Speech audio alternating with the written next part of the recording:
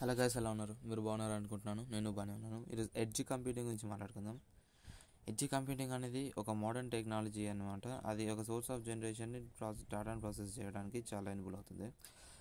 Instead of sending all data central cloud, అంటే central cloud ద్వారా అంత డేటా ఒకేసారి పంపించడం బదులు లోకల్ డివైసెస్తో కూడా ప్రాసెస్ చేయొచ్చు. దాన్నే ఎడ్జెస్ అంటారు.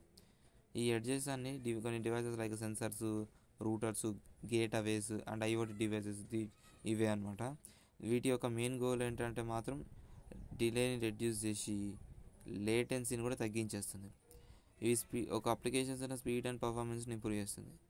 ఎడ్జ్ కంప్యూటింగ్ని వైడ్ ఐఓటీ ఎన్విరాన్మెంట్లో బాగా యూజ్ చేస్తారు. మెయిన్గా లోడ్ అండ్ క్లౌడ్ సర్వర్స్ని రెడ్యూస్ చేయడమే కాకుండా టాస్క్ని కూడా లోకల్గా మంచిగా హ్యాండ్లింగ్ చేస్తుంది. ఇది రియల్ టైమ్ డిసిషన్ మేకింగ్ని చాలా ఫాస్ట్గా ఎలా చూసుకుంటుంది. ఎడ్జ్ కంప్యూటింగ్ అప్లికేషన్స్ చాలా ఎసెన్షియల్గా అండ్ క్విక్ రెస్పాన్సెస్ అవసరమయ్యేలా చూసుకుంటుంది. మన ఎగ్జాంపుల్స్ అయితే తీసుకుంటే మాత్రం self driving cars, smart cities and industrial automation దీని ద్వారానే జరుగుతుంది. హ్యూజ్ డేటా ఎలా జనరేట్ అవుతుందంటే మోడర్న్ డివైసెస్ ఇంకా బాగా హెల్ప్ అవుతుంది. ఎడ్జ్ కంప్యూటింగ్ డేటాని సెక్యూరిటీని ఇంప్రూవ్ చేయడానికి కూడా హెల్ప్ చేస్తుంది. సెన్సిటివ్ డేటా కూడా లోకల్గా ప్రాసెస్ అవుతుంది, కానీ క్లౌడ్ని కూడా త్వరగా సెండ్ చేస్తుంది.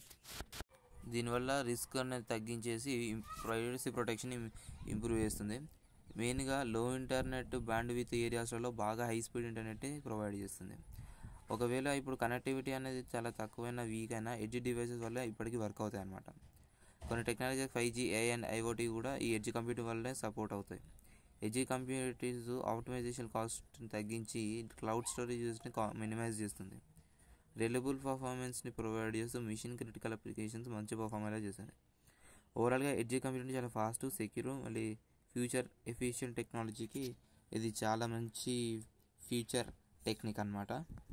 సో ఇది గైస్ వీడియో. రేపటి వీడియోతో మళ్ళీ రేపు కలుద్దాం.